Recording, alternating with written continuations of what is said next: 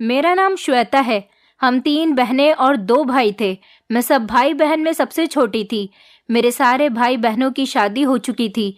मेरी एक बहन की डिवोर्स हो चुकी थी क्योंकि उसका पति उसे बहुत ज़्यादा मारता पीटता था, इसलिए अब वो ससुराल से मायके में ही रहने लगी थी।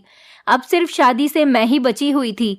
मेरे पेरेंट्स मेरे साथ साथ मेरी तलाकशुदा बहन का भी रिश्ता देख रहे थे, लेकिन तलाकशुदा होने की वजह से उसके रिश्ते नहीं आ रहे थे। मेरी तलाकशुदा बहन मुझसे 1 साल बड़ी थी और उसकी शादीशुदा जिंदगी पूरे 1 साल ही चल सकी थी।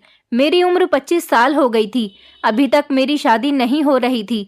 अगर मेरा कोई भी रिश्ता आता तो ना जाने ऐसा क्या होता कि लड़के वाले खुद ही इनकार कर देते थे। मेरा आस पड़ोस से भी कोई रिश्ता नहीं आता था। मैं देखने में बहुत खूबसूरत थी, लेकिन फिर भी मुझे कोई पसंद नहीं करता था। मेरे अंदर कोई कमी नहीं थी, बस मेरा रिश्ता नहीं लग पा रहा था।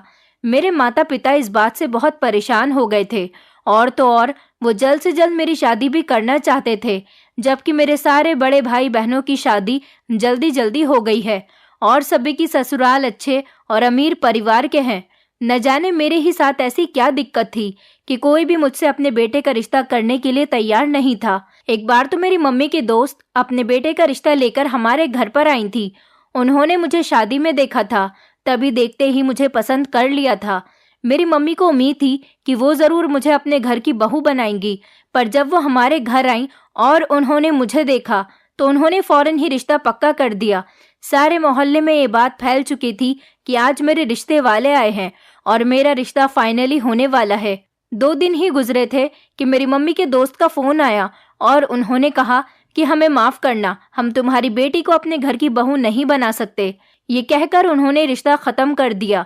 मेरी फ्रेंड्स भी मुझसे सवाल करती थी कि तुम्हारी शादी ना होने की क्या वजह है। ये सब कुछ तो मुझे भी नहीं पता था। मैं अपने भाई बहन और अपने मम्मी पापा से इस बारे में सवाल करती तो वो मुझे कुछ नहीं बताते थे, क्योंकि अब मुझे बुरा लगता था कि कोई मुझसे रिश्ता नहीं करना चाहता है। मेरी तरह ही मेरी उस बहन का दुख भी था, जो बेचारी शादी होने के बाद भी दोबारा तलाक लेकर मायके आ गई थी। मेरा खूबसूरत होने का भी कोई फायदा नहीं था। जब कोई मुझे अपने घर की बहू ही नहीं बनाना चाहता था, तो फिर ऐसी भी खूबसूरती का क्या काम।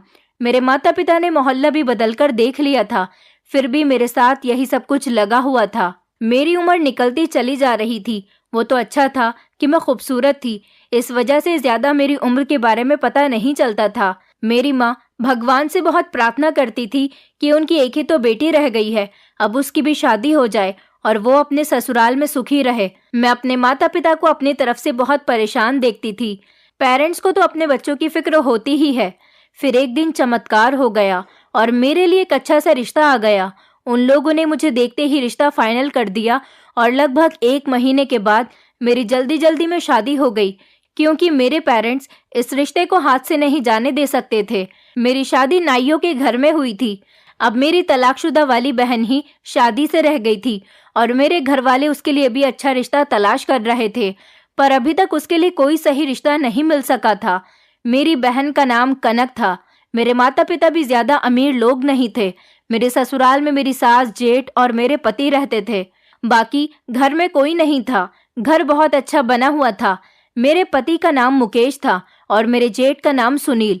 दरअसल मेरे जेठ ने शादी नहीं की थी, वो भी नाई थे और लोगों के बाल काटते थे। दोनों भाई एक ही दुकान पर लगे हुए थे। मेरे जेठ ने अपनी माँ से कहा था कि पहले मैं अपने छोटे भाई की शादी करना चाहता हूँ, उसके बाद मैं अपनी शादी कर लूंगा। शायद किस्मत में मेरे पति की ही शादी पहले लिखी हुई थी, इसलिए पहले मेरे पति की शादी हो गई। मुकेश देखने में बहुत अच्छे थे और अब उन्होंने मुझे शादी की रात देखा तो वो मुझे देखते ही कंफ्यूज हो गए थे। उन्हें अपनी आंखों पर विश्वास नहीं हो रहा था कि उनको इतनी खूबसूरत पत्नी भी मिल सकती है। मेरे पति के हाथ पैर घबराहट की वजह से फूल गए थे। मुझे लगा कि इतना नर्वस होना तो नॉर्मल सी बात है, पर मेरा पति तो बेहोशी हो गया था। सारे रिश्तेदारों को कमरे के अंदर आना पड़ गया था। अच्छा खासा मजाक बन गया था, क्योंकि सारे मेहमान ही बहुत हंस रहे थे, पर मेरा जेठ काफी परेशान था। थोड़ी देर के बाद मेरे पति की हालत तो ठीक हो गई थी और वो ऐसे रिएक्ट कर रहे थे जैसे कोई बात ही नहीं हुई थी। फिर उसके बाद हम दोनों पति पत्नी ने प्यार भरी बातें की और फिर हम लोग सो गए। अगले दिन सारे मेहमान भी जा चुके थे और मेरी शादीशुदा जिंदगी की शुरुआत हो गई थी। शादी के अगले दिन मेरे पति के नंबर पर मेरी एक फ्रेंड की कॉल आ गई। उसने मुझे मुबारकबाद देने के लिए कॉल की थी। फिर अचानक बातों में मेरी फ्रेंड ने कहा कि तुम्हारे पति और जेठ नाई है, तुम उन्हें हमारे घर पर भेज दो। मेरे पापा और दादाजी भी बाल कटवाना चाहते हैं। मैंने अपने पति से बात की तो उन्होंने कहा, हम लोग तो बिजी रहते हैं क्योंकि हम अपनी दुकान पर काम करते हैं। मैंने अपने पति के जाने के बाद इस बारे में जेठ से बात की तो उन्होंने तो एक अजीब ही बात कही कि मैं किसी के घर नहीं जाता, जिसको जो भी काम है वो हमारी दुकान पर आ सकता है। मैंने कहा, भला घर जाने में बुराई ही क्या है? आपको घर जाने में ज्यादा पैसे मिलेंगे, काम तो एक जैसा ही है, दुकान हो या किसी का घर। और फिर मेरी फ्रेंड को जब पता चला कि आप लोग नाई हो, तब उसने बड़ी उम्मीद के साथ मुझे फोन करके कहा कि तुम अपने पति और जेठ को भेज दो। अब आप दोनों ना सही पर दोनों में से कोई एक तो चले जाओ। मैं नहीं चाहती कि मेरी फ्रेंड के सामने मेरी बात खराब हो। मैंने कहा, मेरी फ्रेंड काफी अमीर है, उसके घर चले जाओ, वहां से आपको अच्छे खासे पैसे मिल जाएंगे। पर मेरे जेठ ने साफ इनकार कर दिया। मैं अपने जेठ की जिद देखकर हैरान रह गई थी कि भला ये किस तरह की जिद थी। मैंने अपनी फ्रेंड से माफी मांग ली और कहा कि मेरे जेठ और पति दोनों ही बहुत ज्यादा बिजी हैं, इसलिए तुम्हारे घर पर नहीं आ सकते। बाद में मुझे पता चला कि मेरे जेठ किसी के भी घर जाकर काम नहीं करते, जो भी कस्टमर होता है वो उनकी दुकान पर ही आता है। सब लोग कहते हैं कि मेरे जेठ पुराने नाई हैं, इसलिए उनको मेरे पति से भी अच्छा काम आता है। मेरे पति ने ये वाला काम तो हाल ही में शुरू किया था, लेकिन इससे पहले वो गारमेंट्स की दुकान पर कपड़े बेचते थे। मेरे पति की और जेठ जी की दुकान बहुत अच्छी चलती थी, उनके पास काफी सारे कस्टमर आते थे, इसलिए वो दोनों भाई मिलकर दुकान संभाल रहे थे। फिलहाल ये बात तो खत्म हो गई थी, पर इस घर में काफी ज्यादा सुनसान थी। मैं सारा दिन घर में अकेले रहकर बोर हो जाती थी। मेरी सास मुझसे ज्यादा बातचीत नहीं करती थी। वो बहुत ज्यादा संस्कारी औरत थी और हमेशा अपने कमरे में रहकर पूजा पाठ करती रहती थी। मैं घर का सारा काम करती थी। अपनी सास का खाना और उनकी दवाइयाँ मैं उनके कमरे में ही जाकर देती थी। लेकिन मुझे बहुत सुकून था कि मुझे यहाँ पर ज्यादा काम नहीं करना पड़ता था। ज्यादा बड़ी फैमिली नहीं थी, इसलिए मैं जल्दी जल्दी काम करके फ्री हो जाती थी। एक सास ही तो थी, वो भी सारा दिन अपने कमरे में रहती थी और उन्हें मेरे किसी भी काम से कोई मतलब नहीं होता था। वो मेरी लाइफ में इंटरफेयर नहीं करती थी। बाकी मुझे इन सब लोगों के काम करने पर कोई एतराज नहीं होता था। एक दिन हमारे घर पर पड़ोस की ही एक औरत घर आई थी। उन्होंने मुझे देखा तो वो बहुत खुश हुई थी। वो मेरी सास से मिलने के लिए आई थी, पर मेरी सास सो रही थी, इसलिए वो मेरे पास ही मुझसे बात करने के लिए बैठ गई। वो मुझे देखकर कहने लगी, बहू तुम इतनी खूबसूरत हो, तुम्हें तो बहुत अच्छा रिश्ता मिल सकता था, तो फिर तुम यहाँ क्यों आ गई? तुम्हारे माता पिता ने कुछ सोच समझकर तुम्हारी शादी नहीं की क्या? खूबसूरत लड़कियों के रिश्ते तो बड़ी आसानी से और अपने लोगों के यहाँ ही लग जाते हैं। मैंने कहा कि ये सब तो भगवान की मर्जी की बात है, उसने जिसके साथ जोड़ी बनाई होगी शादी तो उसी के साथ ही होनी है ना। थोड़ी देर के बाद मेरी सास जाग गई तो वो उनके कमरे में ही बातें करने के लिए चली गई थी। उनका चाय नाश्ता मैं करा चुकी थी। उस पड़ोसन के जाने के बाद मेरी सास ने मुझसे कहा कि ऐसे लोगों से बचकर रहना, ये इधर की बात उधर करने में बहुत माहिर हैं। मैंने भी अपनी सास से कहा कि ठीक है। रात को मेरा पति घर आ चुका था। उन्हें खाना दिया तो उन्होंने मुझसे खाना खाते खाते एक दो बातें की। उसके बाद कमरे में सोने के लिए चले गए थे। मेरे पति के साथ जब से वो बेहोश होने वाला मैटर हुआ था, वो मेरे करीब नहीं आ रहे थे, बस दूर दूर से ही मुझसे बात करते थे। उन्हें डर था कि वो कहीं फिर से बेहोश न हो जाएं। मैंने उस दिन के बाद से इस टॉपिक पर कोई बात नहीं की थी, पर इस घर में मेरे लिए टाइम गुजारना बहुत मुश्किल हो रहा था। मुझे नई नई शादी वाली कोई फीलिंग ही नहीं आ रही थी। न पति कोई प्यार मोहब्बत कर रहा था, न सास मेरे साथ ज्यादा बातचीत करती थी, और न ही मेरा पति मुझे कहीं घर से बाहर घुमाने फिराने के लिए ले गया था। मेरे पति और जेठ सुबह को अपनी दुकान पर जाते और शाम को 6 बजे तक घर वापस आते थे। मेरे पास करने को ज्यादा काम नहीं होता था और कोई ऐसा काम नहीं था जिससे मैं थोड़ा अपना ध्यान बटा पाती। भगवान ने मुझे सूरत और शक्ल तो बहुत अच्छी दी थी, लेकिन हुनर मेरे अंदर कोई भी नहीं था। न मैं ज्यादा पढ़ी लिखी थी और न ही मुझे सिलाई कढ़ाई जैसा कोई काम आता था जो मैं घर बैठकर कर लेती। एक दिन मैंने अपने जेठ को देखा। वो अपने काम से आते ही फोन में बहुत बिजी थे, जैसे कोई जरूरी चीज देख रहे हों। मैं अपने जेठ के पीछे जाकर बैठ गई कि चलो मैं यहाँ धूप में बैठकर सब्जी काट लेती हूँ। पर जैसे ही मेरे जेठ को महसूस हुआ कि मैं उनके पीछे बैठ गई हूँ और मेरी नज़र उनके फ़ोन पर पड़ सकती है, वो वहाँ से उठकर फौरन ही चले गए और दूसरी तरफ दीवार से टेक लगाकर बैठ गए। मैंने अपने जेठ से बड़े प्यार से कहा, भैया मुझे भी दिखाइए ज़रा, आप मोबाइल में क्या देख रहे हैं? यहाँ तो घर में देखने के लिए टीवी भी नहीं है। तो मेरे जेठ कहने लगे कि इसमें तुम्हारे देखने जैसा कुछ नहीं है। मुझे अपने जेठ पर बहुत गुस्सा आया। मेरे पति के पास भी तो स्मार्टफोन नहीं था। उन्होंने तो पुराने जमाने का कीपैड ही अपने पास रखा हुआ था। वो कहते थे कि मुझे टाइम नहीं मिलता है मोबाइल चलाने का। मैंने उनसे कहा था, लेकिन मेरे पास घर में काफ़ी टाइम होता है, मैं ज़्यादातर फ्री ही रहती हूँ, मुझे स्मार्टफोन दिला दो। पहले तो उन्होंने मना कर दिया, लेकिन जब मैंने उनसे बहुत जिद की तो कहा कि मैं अगले महीने ला दूंगा। मैं इस बात से बहुत खुश हो गई थी। एक दिन मुझे पता चला कि मेरी मोहल्ले की दोस्त की शादी है और उसने मुझे मेरे घर आकर इनवाइट किया था।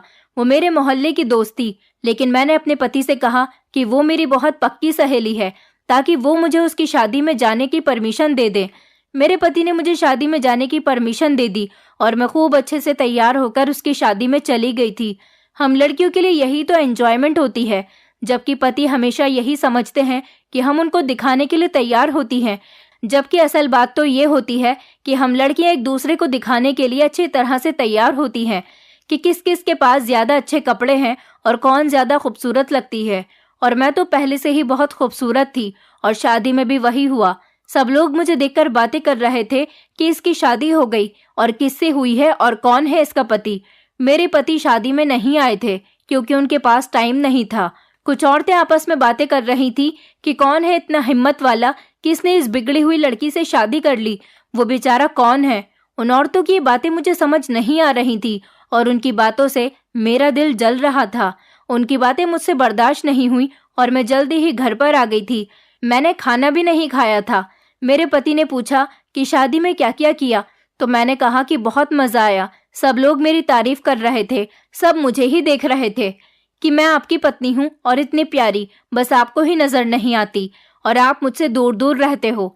मेरे पति ने कहा कि अब दूर नहीं रहूंगा, तुम सच में बहुत खूबसूरत हो। आज पहली बार मेरे पति ने मेरी तारीफ की तो मुझे बहुत अच्छा लगा था। अब मेरी जिंदगी के दिन अच्छे गुजर रहे थे। पति की नज़दीकियां बढ़ने लगी तो मैंने उन्हें बताया कि न जाने क्यों सब लोग मुझसे दूर दूर भागते हैं। कुछ लोग तो मुझे देखते ही अपने आप बातें करने लग जाते हैं, जबकि मेरा तो कोई सीक्रेट भी नहीं है। कोई मेरा ऐसा मैटर नहीं है जिसको मुझे किसी से छुपाना पड़ता। मेरे पति ने कहा कि अच्छा चलो छोड़ दो इन बातों को, और अच्छी बात है कि किसी ने तुम्हें पसंद नहीं किया, वरना मेरा क्या होता। अब मेरा पति मेरे साथ ठीक था तो सब कुछ ठीक ठाक ही चल रहा था, पर मेरा जेठ बहुत ही अजीब इंसान था। पता नहीं उसे किस बात का घमंड था। उनकी शक्लो सूरत भी बस नॉर्मल सी ही थी। रंग तो उनका बहुत काला था और मेरे पति काफी गोरे चिट्टे थे। उनकी बहुत ही अजीब हरकतें थी और मेरी तो समझ नहीं आता था कि वो शादी क्यों नहीं कर लेते, जबकि उनकी काफी उम्र हो गई थी। वो तो हाथ मुंह धोकर मेरे पीछे पड़ गए थे, मेरी हर बात पर नजर रखते थे। ऐसा लगता था उनकी आंखें मुझ पर ही टिकी रहती हैं, जैसे वो मेरी किसी बात को पकड़ने की तलाश में है। पर ऐसा क्यों था? मैं तो ऐसा कोई काम नहीं करती थी। वो तो किसी जासूस की तरह मेरे पीछे पड़े रहते थे, जबकि शादी के शुरू के दिनों में ऐसा कुछ भी नहीं था। फिर अचानक मेरे जेठ को ऐसा क्या हो गया था? खुद तो मेरा जेठ सारी रात मोबाइल पर लगा रहता था, कमरा बंद करके सोता था, जबकि उनका क्या काम था कि वो कमरा बंद करके सोए। कभी कभी दोनों भाई आपस में साथ बैठे होते और मेरे बारे में ही बातें कर रहे होते थे। मैंने अपने जेठ की जुबान से अपना नाम सुना था, जबकि उनको ऐसा क्या काम था जो वो मेरे पति से मेरे बारे में बातें कर रहे थे। क्या वो मेरे पति को मेरे खिलाफ भड़का रहे थे? लेकिन इतना सब होने के बाद भी मेरा पति मेरे साथ कोई ऐसी वैसी हरकत तो नहीं करता था। इसका मतलब कि हर बार मेरे जेठ का प्लान नाकामयाब हो जाता था। धीरे धीरे मुझे अपने जेठ से नफरत होने लगी थी, क्योंकि बड़ी मुश्किल से तो मेरे पति के साथ मेरा रिलेशन ठीक हुआ था और वो अब हमारी खुशियों के पीछे पड़ गए थे। आखिर वो ऐसा क्यों कर रहे थे? एक दिन तो बहुत ही अजीब हुआ था, और वो ये कि आधी रात को जब मेरी अचानक से आंख खुली तो मेरे पति बिस्तर पर मौजूद नहीं थे। मुझे बहुत ज्यादा प्यास लग रही थी और मैं पानी पीना चाहती थी, लेकिन कमरे में पानी नहीं था और मेरा पति भी कमरे में मौजूद नहीं था। मैंने बाथरूम में देखा तो बाथरूम का दरवाजा भी खुला हुआ था, मतलब कि मेरा पति वहां पर भी मौजूद नहीं था। मैंने बाहर जाने के लिए दरवाज़ा खोलने की कोशिश की तो मैं दंग रह गई थी कि दरवाज़ा नहीं खुल रहा था। बाहर से किसी ने दरवाजे को बंद कर दिया था। मैं हैरान रह गई थी कि ये क्या, किसी ने आधी रात को मुझे कमरे में बंद कर दिया। मैंने बुरी तरह से चिल्लाना शुरू कर दिया और दरवाजे को भी दोनों हाथों से पीटना शुरू कर दिया, धक्के देना शुरू कर दिया और जोर जोर से चीखने लगी कि दरवाज़ा खोलो, दरवाज़ा खोलो। थोड़ी देर के बाद मेरे पति ने ही दरवाज़ा खोल दिया था। मैंने देखा कि मेरे पति और जेठ दोनों ही कमरे के बाहर आंगन में बैठे हुए थे और शायद मेरा पति उसी के साथ बैठकर कोई बातचीत कर रहा था। लेकिन मुझे कमरे के अंदर बंद करने की क्या ज़रूरत थी? मैंने कहा कि ये सब कुछ क्या हो रहा है? बाहर से दरवाज़ा किसने बंद किया था? मेरे पति ने कहा कि वो मुझे आदत पड़ी हुई है कमरे से बाहर निकलते ही दरवाज़ा बंद करने की, इसलिए मैंने गलती से कमरे के दरवाजे को कुंडी लगा दी। चलो, मुझसे गलती हो गई। मैंने कहा, आपने कमरे का दरवाज़ा अंदर से बंद तो कर दिया, लेकिन आप इस टाइम पर बाहर क्या कर रहे हो? क्या बात है, कोई परेशानी है क्या? तो उन्होंने कहा कि नहीं, कोई परेशानी नहीं है। मैं भैया के साथ थोड़ी देर बैठ गया था, लेकिन दोनों की शक्ल से लग रहा था कि मेरे पति मुझसे झूठ बोल रहे हैं और ऐसा लगता था कि ये दोनों मेरे बारे में ही बातें कर रहे थे। तभी तो इन्होंने मुझे कमरे के अंदर बंद करके बाहर से दरवाजे की कुंडी भी लगा ली थी ताकि मैं उन दोनों की बातें न सुन लूं। मेरे पति ने कहा कि तुम जाओ, मैं आता हूँ। मैंने कहा कि मुझे प्यास लगी है। उन्होंने कहा ठीक है, मैं तुम्हारे लिए पानी लेकर आता हूँ। वो जब पानी कमरे के अंदर लेकर आए, मैंने पानी पी लिया और कहा कि ये आप क्या कर रहे हो, मुझे बताते क्यों नहीं हो? आधी रात को आखिर ऐसी कौन सी बातें हो रही थी? तो वो कहने लगे कि तुम्हें पता तो है ना कि हम दोनों मिलकर घर चलाते हैं, तो बस घर खर्च की ही बातें कर रहे थे। ऊपर से माँ का भी ख्याल रखना होता है। बस यही सब बातें कर रहे थे और कुछ नहीं। मैंने कहा 11 बजे तक तो आप मेरे साथ सो गए थे। आधी रात को उठकर आपको ये बात कैसे याद आ गई कि आपको बातें करनी है? ये बात भला सुबह भी तो हो सकती थी ना। और मुझे कमरे के अंदर बंद क्यों किया आपने? ऐसे कोई अपनी पत्नी को कमरे के अंदर बंद नहीं करता। आपने जानबूझकर मुझे बंद किया। मेरे पति की शक्ल से लग रहा था कि वो मुझसे झूठ बोल रहे हैं, लेकिन उन्होंने बात बदल दी और कहा कि नहीं, मैंने तुम्हें जानबूझकर बंद नहीं किया और नींद नहीं आ रही थी तो मैं उठकर बाहर चला गया था। देखा तो भैया भी जाग रहे थे, बस हम दोनों बातें करने बैठ गए। ये तो कुछ गलत नहीं हुआ, तुम तो बात के पीछे ही पड़ जाती हो। चलो सो जाओ अब। मैं हैरान थी कि एक तो मेरे पति गलती कर रहे थे और ऊपर से गुस्सा भी मुझ पर ही हो रहे थे। फिलहाल मैं भी सो गई थी, लेकिन इसके बाद मुझे ठीक से नींद नहीं आई थी। सुबह तक मैं सोचती रही कि ये लोग आपस में क्या बातें कर रहे थे। अब मैं नोटिस कर रही थी कि अक्सर मेरे पति और जेठ आपस में कोई ना कोई बातचीत कर रहे होते थे और मुझे लगता था कि बात मेरे बारे में ही हो रही है। एक बार मैं अपनी एक फ्रेंड से बात कर रही थी, वो मेरे घर आई थी। जब मैंने उसे पूरी बात बताई कि किस तरह से शादी से पहले लोग मुझसे दूर भागते थे और कोई भी मुझे अपने घर की बहू बनाने के लिए तैयार नहीं था, जबकि मेरे अंदर कोई कमी नहीं है, मेरी फ्रेंड ने कहा कि औरत के अंदर एक कमी ऐसी होती है, इसके बारे में उसे कभी कुछ पता नहीं होता, शायद उसे बाद में पता चलता है। तुम भी तो कहीं बांझ नहीं हो गई? हो सकता है तुम्हारे माता पिता को इस बारे में पता हो और उन्होंने तुम्हें इस बारे में बताना ठीक नहीं समझा हो, क्योंकि तुम बच्चा पैदा नहीं कर सकती हो। लोग औलाद के लिए ही तो शादी करते हैं और हो सकता है कि तुम्हारे अंदर ये कमी हो। उसने मुझे किसी की कहानी बताई थी कि एक 10 साल की उम्र की लड़की थी और उसे बचपन में ही पता चल गया था कि वो कभी माँ नहीं बन सकती और फिर उसकी शादी भी नहीं हो रही थी। मेरे दिल में भी यही डर था, क्योंकि मेरी शादी को भी तो 8 महीने हो गए थे और अभी तक मेरे पास भी कोई बच्चा नहीं था। लेकिन अचानक से मेरी तबीयत खराब हुई। मैं अपनी सास के साथ डॉक्टर के पास चली गई थी, जिसकी दुकान करीब में ही थी। उन्होंने मेरे कुछ टेस्ट करवाए और बताया कि मैं प्रेग्नेंट हूँ और माँ बनने वाली हूँ। ये बात सुनकर मेरी सास बहुत खुश हो गई थी, क्योंकि ये मेरी एक ऐसी फिक्र थी जो कि अब खत्म हो गई थी। इसका मतलब ये था कि एक औरत की हैसियत से अब मेरे अंदर कोई कमी नहीं थी। फिर लोग क्यों मुझसे दूर भागते थे? ये बात मुझे आज तक समझ नहीं आई थी। डॉक्टर ने मेरा चेकअप किया और उन्होंने बताया कि आपका दूसरा महीना चल रहा है और आपका बच्चा बहुत कमज़ोर है, इसलिए आपको अपना बहुत ख्याल रखना होगा। घर आते ही सबसे पहले ये बात मैं अपने पति को बताना चाहती थी, लेकिन जब मैं और मेरी सास घर आए तो मेरे जेठ घर में बैठे हुए थे और फिर से अपने मोबाइल में बिजी थे। मेरी सास रास्ते में से ही मिठाई का डिब्बा लेकर आ गई थी। उन्होंने आते ही पहले मेरे जेठ को मिठाई खिलाई। उन्होंने कहा कि माँ, आखिर ये मिठाई किस बात की खिला रही हो। मेरी सास ने खुशी खुशी उन्हें ये गुड न्यूज़ सुनाई और कहा कि अब तुम ताऊजी बनने वाले हो और इस घर में तुम्हारा भतीजा या भतीजी आने वाला है। मैंने अपने जेठ की तरफ ताना मारते हुए कहा कि बस माँ जी, इतनी खुशी मत मनाओ, कहीं ऐसा न हो कि मेरी खुशी को किसी की नज़र लग जाए। ये कहते हुए मैं कमरे में चली आई, क्योंकि मुझे वैसे भी अपने जेठ पर बहुत गुस्सा आ रहा था। पति को मैंने अपने जेठ से कॉल करवा के बहाना करके घर बुला लिया था कि घर में खाने को कुछ नहीं है, खाने का सामान लेकर आ जाओ। जब वो सामान लेकर आए तो मैंने उन्हें ये खबर सुनाई। वो बहुत ज़्यादा खुश हुए थे और उन्होंने बाहर जाकर ये बात अपने भैया को बता दी। वो भी बहुत खुश हुए थे और उनको आशीर्वाद देने लगे थे। मैंने अपने दिल में सोचा कि मेरे जेठ को मैं अच्छी नहीं लगती तो मेरे बच्चे कैसे अच्छे लगेंगे। हमारे घर में खुशियां ही खुशियां झूमने लगी थी। मेरी सास ने मेरी नज़र उतारी और उन्होंने मेरे पति को बताया कि बहू को कमजोरी है, इसलिए उसे अपना बहुत ख्याल रखना होगा। मेरे पति ने कहा कि घर के सारे काम छोड़ दो, अब तुम्हें आराम ही करना होगा।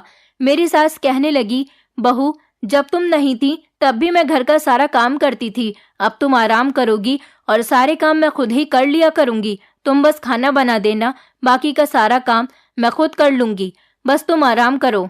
इतने सालों बाद मेरे घर में बच्चों की किलकारी गूंजने वाली है। मैं अपने ससुराल वालों की इतनी मोहब्बत देखकर बहुत ज़्यादा खुश हो गई थी।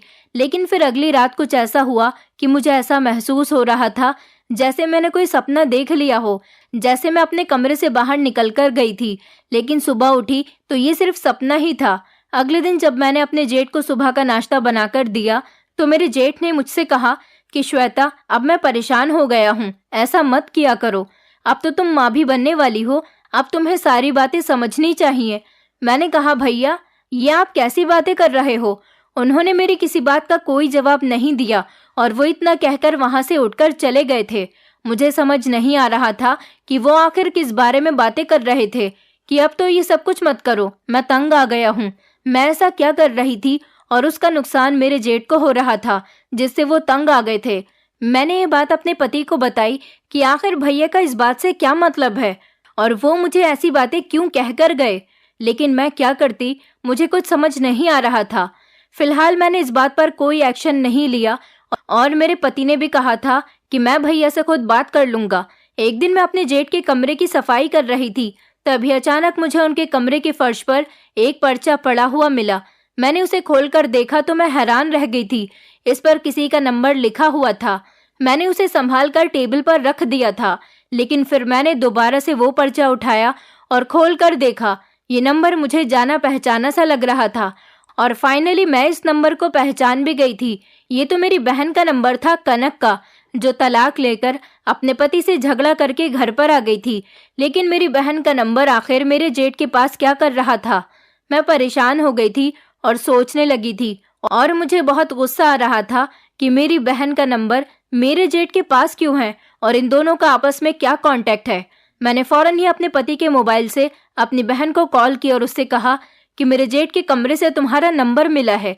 मैं समझ गई थी कि मेरी तलाकशुदा बहन का अफेयर मेरे जेठ के साथ चल रहा है, तभी तो उनके कमरे से मुझे मेरी बहन का नंबर मिला। इसलिए मैंने अपनी बहन को फ़ोन किया और मैंने जब अपनी बहन के नंबर पर फ़ोन किया तो मेरी मम्मी ने कॉल रिसीव की थी। मैंने मम्मी से कहा कि कनक का नंबर मेरे जेठ के कमरे से मिला है, अब मैं इस बारे में कनक से घर पर आकर ही बात करूंगी। मेरी मम्मी ने कहा, तुम्हें घर आने की कोई ज़रूरत नहीं, तमाशा मत बनाओ। मैंने कहा कि तो फिर कनक को क्या काम है मेरे जेठ के साथ, क्या कनक मेरे जेठ से बातें करती है। मम्मी ने कहा, खामोश हो जाओ और अपने काम से काम रखो। ये कहकर मम्मी ने कॉल कट कर दी। अब मैं समझ गई थी कि इन दोनों का कोई ना कोई तो चक्कर चल रहा है। मैं नहीं चाहती थी कि मेरी बहन का कोई भी रिश्ता मेरे जेठ के साथ हो, क्योंकि मुझे अपना जेठ बिल्कुल भी पसंद नहीं था। इसलिए मैं अपनी बहन को अपने जेठ से बचाकर रखना चाहती थी। मैंने अगले ही दिन अपनी सास और पति को बिठाकर सारी बात बताई। मैंने अपने चेहरे पर कोई भी गुस्सा नहीं लाया हुआ था, बल्कि बहुत ही प्यार और तसल्ली से बात की थी। मैं नहीं चाहती थी कि मेरी सास को अपने बेटे की बात सुनकर बुरा लगे। मौके पर ही मेरे जेठ भी आ गए थे, तो मैंने उनसे सवाल किया कि ये सब कुछ क्या हो रहा है और उनको ये भी बता दिया कि क्या इस बारे में मेरी मम्मी भी जानती हैं। मेरे जेठ ने कहा कि श्वेता, दरअसल मैं तुम्हारी तलाकशुदा बहन के साथ शादी करना चाहता हूँ और मैं उसे पसंद करने लगा हूँ। हाँ, ये गलत बात है कि मुझे इस बारे में तुम्हें पहले ही बता देना चाहिए था। मैंने उसे तुम्हारी शादी में पसंद किया था जब मुझे पता चला कि उसकी तलाक हो गई थी और उसका पति उसे बहुत मारता था। तुम्हारी बहन बहुत मासूम है, मुझे उसकी मासूमियत अच्छी लगी थी, इसीलिए मैंने फैसला किया कि मैं इससे शादी करूंगा और इसे अपने घर में जगह दूंगा। हम दोनों की आपस में बातचीत होने लगी, लेकिन फिर तुम्हारी शादी के कुछ दिनों के बाद मुझे कनक ने एक ऐसी बात बताई जिसे सुनकर मैं हैरान रह गया था। मैंने बड़ी हैरानी से अपने जेठ की तरफ देखते हुए कहा कि कौन सी बात है मेरी, ऐसी कोई बात नहीं है जिससे आपको हैरान होना पड़े। मैंने अपने पति और सास की तरफ देखकर कहा, मेरी ऐसी कोई बात नहीं है। मैं उन लड़कियों में से नहीं हूँ जिनका कोई मैटर हो। मेरा कोई बॉयफ्रेंड भी नहीं था। मेरी तो कभी किसी लड़के के साथ फ्रेंडशिप भी नहीं हुई। मैंने अपने जेठ की तरफ रिक्वेस्ट करते हुए कहा कि बताइए कि मेरी बहन ने आपको क्या बताया है जिसकी वजह से आप हैरान हो गए हो, और मुझे पता है कि आप मेरी बहन के कहने की वजह से ही मुझ पर अपनी नजर रखने लगे थे। मेरी बहन ने आपको जो भी बताया वो झूठ ही होगा, क्योंकि मैं उससे कहीं ज्यादा खूबसूरत हूँ। वो मुझसे पूरे 1 साल बड़ी है और मुझसे शादी से पहले बहुत झगड़ती थी, इसलिए उसने मुझसे बदला लेने के लिए ही आपको मेरे खिलाफ भड़काया होगा। मेरे जेठ ने कहा कि उसने मुझे जो भी बताया है वो सब कुछ सच है, क्योंकि मैंने तुम्हारे माता पिता से भी बात की थी। उन्होंने भी कहा था कि ये बात सच है, लेकिन उन्होंने हमें शादी से पहले इसके बारे में कुछ नहीं बताया था। शादी के बाद ही मुझे तुम्हारी बहन की वजह से सब कुछ पता चला, और इसी सब को लेकर हम दोनों भाई आपस में बातें किया करते थे कि तुम्हारा बहुत ज्यादा ख्याल रखना होगा। मैंने कहा, क्यों? मेरा क्यों ख्याल रखना होगा? मैं ऐसा क्या करती हूँ? क्या मैं घर से बाहर निकल जाती हूँ? मैं तो यही समझ रही थी कि ये लोग मुझे कैरेक्टरलेस कह रहे हैं। फिर मेरे जेठ ने कहा कि तुम्हारा ख्याल रखने से मतलब है कि तुम्हें बंद करके रखना होगा। फिर उन्होंने मुझे असल बात बताई तो मैं सुनकर हैरान रह गई थी, क्योंकि ये राज जानने के बाद मेरी जिंदगी की सारी उलझनें मुझसे दूर चली गई थी। क्योंकि ये राज जानने के बाद मुझे मेरे सारे सवालों का जवाब मिल गया था। दरअसल मुझे नींद में चलने की बीमारी थी, और नींद में चलकर ही मैं हमेशा किसी दूसरे इंसान के कमरे में जाकर सो जाती थी या फिर घर से बाहर निकल जाती थी। ये बात मेरे सारे रिश्तेदार और मोहल्ले वाले जानते थे। मुझे इस बारे में कभी कुछ नहीं पता था, क्योंकि मेरे माता पिता नहीं चाहते थे कि अपनी इस बीमारी को सुनकर मैं अपना दिल छोटा करूं और अपनी इस बीमारी की वजह से मैं कहीं डिप्रेशन का शिकार न हो जाऊं। इसलिए उन्होंने मुझे ये बात नहीं बताई थी। फिर जब शादी के बाद मेरी बहन और मेरे जेठ की आपस में फोन पर बातें होने लगी तो उसने बातों ही बातों में मेरे जेठ को ये बात बता दी थी। मेरे जेठ को मेरी बहन पसंद आ गई थी। उन्होंने मेरी शादी में ही उसको पसंद कर लिया था, और मेरी बहन भी मेरे जेठ के साथ शादी करने के लिए तैयार थी। मेरे जेठ ने इस बारे में मेरे माता पिता से बात कर ली थी और कहा था कि वो उनकी तलाकशुदा बेटी से शादी करना चाहते हैं, और जल्दी ही वो इस बारे में अपने घर पर मुझे और अपनी माँ को भी बता देंगे। मेरे माता पिता को इस रिश्ते से कोई एतराज नहीं था, क्योंकि मैं भी अपनी ससुराल में अच्छी रह रही थी। एक न एक दिन तो मेरे ससुराल वालों को ये बात पता चल जानी ही थी। मेरे माता पिता ने ये बात मेरे ससुराल वालों को शादी से पहले इसलिए नहीं बताई थी कि जिन लोगों को ये बात पता होती थी वो लोग मुझसे शादी नहीं करते थे। बड़ी मुश्किल से तो यहाँ पर मेरा रिश्ता लगा था। एक दिन मेरे जेठ को जब एहसास हुआ कि मैं नींद में चलकर उनके कमरे में जाकर सो गई तो वो बहुत ज्यादा हैरान रह गए थे, और उन्होंने ये बात मेरे पति से की थी। और फिर इस तरह से मेरे पति को भी पता चल गया था, और मुझे कभी इस बारे में पता नहीं चला, क्योंकि मेरी नींद बहुत पक्की थी। मेरे पति ने मेरे घर वालों से बात की तो उन्होंने कहा कि ये बात सच है और उनकी बेटी को नींद में चलने की बीमारी है, लेकिन हमने आपको इसलिए नहीं बताया था क्योंकि उनकी बेटी का कहीं भी रिश्ता नहीं लग पा रहा था। जब मैं 16 साल की थी तो एक दिन मैं नींद में अपने चाचा के बेटे के कमरे में जाकर सो गई थी। मेरी चाची तो वैसे भी बहुत बुरी औरत थी। उन्होंने इस बात का गलत मतलब निकालकर सारे मोहल्ले में इस बात को आग की तरह फैला दिया था, और सब लोगों को यही भरोसा दिलाया था कि मैं एक गलत लड़की हूँ और जबरदस्ती लड़कों के कमरों में जाकर सो जाती हूँ, और उनको लगता था कि मैं एक्टिंग करती हूँ। मुझे कोई बीमारी नहीं है, मैं कैरेक्टरलेस लड़की हूँ और जानबूझकर मैं किसी के भी साथ सो जाती हूँ। ये बात मेरे घर वालों ने मुझसे छुपाए रखी थी। फिर एक दिन मेरे पति को पता चल गया, इसलिए वो दोनों भाई आपस में बातें करते रहते थे कि मेरे साथ क्या किया जाए। यहाँ ससुराल में किसी को ये बात पता न चले, इसलिए वो दोनों मेरा ख्याल रखना चाह रहे थे। और अब मैं माँ बनने वाली थी, तब से वो दोनों मेरा और भी ज्यादा ख्याल रखने लगे थे। तभी मेरे जेठ ने कहा था कि अब तुम ऐसी हरकतें मत किया करो, मैं तुमसे तंग आ गया हूँ। इसका मतलब यही था कि मैं नींद में चलकर उनके कमरे में चली जाती थी, लेकिन मुझे बिल्कुल भी ये सब कुछ याद नहीं था कि मैं कब और किस तरह से अपने जेठ के कमरे में जाती हूँ। मेरे पति ने मुझे वीडियो भी दिखाई कि तुम किस तरह से चलकर जाती हो। मैं वीडियो देखकर हैरान रह गई थी और मैंने अपने पति, सास और जेठ से कहा कि मुझे ये बीमारी है। इस बारे में तो मुझे कुछ नहीं पता था, लेकिन मैंने आप लोगों को जितना भी तंग किया उसके लिए आप मुझे माफ कर दो। मेरी सास और जेठ ने कहा कि इसमें तुम्हारी कोई गलती नहीं। मैंने अपने पति से कहा था कि क्या इस बीमारी की वजह से कल को मुझे कोई नुकसान पहुंच जाए या मैं लाचार हो जाऊं, मुझे कोई और बीमारी हो जाए, तो क्या तुम मुझे अकेला छोड़ दोगे? मेरे पति ने कहा कि ये तुम्हारी गलत फहमी है, मैं तुम्हें बहुत प्यार करता हूँ, मैं भला तुम्हें कैसे छोड़ सकता हूँ? मुझे तुम पर पूरा भरोसा है, इसलिए तो मैं तुम्हारा ख्याल रखता हूँ। ये तुम्हारी अच्छे होने की पहचान है कि तुमने इतने अच्छे तरीके से मेरे घर की गृहस्थी को संभाल कर रखा है। ऐसा ना हो कि किसी दिन नींद में तुम घर से बाहर निकल जाओ और तुम्हारे साथ कुछ गलत हो जाए। इसलिए मैं और भैया तुम्हारे लिए परेशान रहते थे। और तुम्हें पता है, जब मुझे पता चला कि तुम्हें ये प्रॉब्लम है तो थोड़ी देर के लिए मैं भी परेशान हो गया था, लेकिन फिर भैया ने मुझे तसल्ली दी और उन्होंने कहा कि श्वेता बीमार है, वो अपनी मर्जी से ऐसा कुछ नहीं करती। उन्होंने मुझे बहुत समझाया और उस दिन के बाद से ही मैंने फैसला कर लिया था कि मैं तुम्हें ये बात पता चलने नहीं दूंगा। अगर तुम्हें ये बात पता चली तो तुम्हें बहुत दुख पहुंचेगा। मैंने अपने जेठ से माफ़ी मांगी और कहा कि मुझे माफ़ कर दीजिए, मैं आपके बारे में बहुत बुरा सोचने लगी थी और मैं कनक से भी माफ़ी मांग लूंगी, क्योंकि मैं सोचती थी कि कहीं उसने आपको मेरे खिलाफ भड़का तो नहीं दिया। लेकिन आप लोगों ने तो मेरा घर बचाया है। मैंने अपने पति से कहा कि अब मैं नींद में चलूं तो आप मुझे फौरन जगा देना, ताकि मुझे पता चल जाए और इसका कोई इलाज हो सके, और मैं भी इसका इलाज करवाना चाहती हूँ। इसलिए अगले दिन ही मेरा पति मुझे डॉक्टर के पास लेकर गया। डॉक्टर ने कहा कि आपकी ये बीमारी जल्दी ही ठीक हो जाएगी। अक्सर ऐसा होता है कि नींद में चलने वाले इंसान को अपना कोई होश ही नहीं रहता, जबकि मेरी ये बीमारी तो काफी सालों पुरानी थी, पर भगवान की कृपा से मेरी ये बीमारी बहुत जल्दी खत्म हो गई, क्योंकि मेरे ससुराल वालों ने मेरा बहुत ख्याल रखा था। मेरी सास बहुत अच्छी औरत थी और मेरे जेठ ने भी मेरा बहुत ख्याल रखा था। अब वक्त था तो सिर्फ मेरा बच्चा पैदा होने का। किसी तरह से 9 महीने पूरे हो गए थे और मैंने एक नन्ही सी परी को जन्म दिया था, जिसे देखकर मेरे घर वाले बहुत खुश हुए थे। मेरी सास तो फूली नहीं समा रही थी, क्योंकि भगवान ने उन्हें कोई बेटी नहीं दी थी।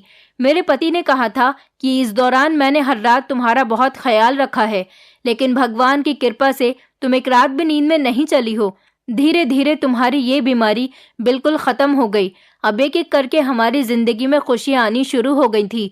मेरी तलाकशुदा बहन का भी घर बस गया था। मेरे जेठ के साथ उनकी शादी बहुत धूमधाम से कर दी गई थी। अब हम दोनों बहनें अपने एक ही परिवार में बहुत ज्यादा खुशी खुशी रहते हैं। दोस्तों, उम्मीद करती हूँ आपको हमारी कहानी पसंद आई होगी। कहानी पसंद आई है तो वीडियो को लाइक करें, चैनल पर नए हैं तो चैनल को सब्सक्राइब करें और हाँ, नोटिफिकेशन बेल को जरूर दबाएं ताकि अगली अपडेट सबसे पहले आपको मिले।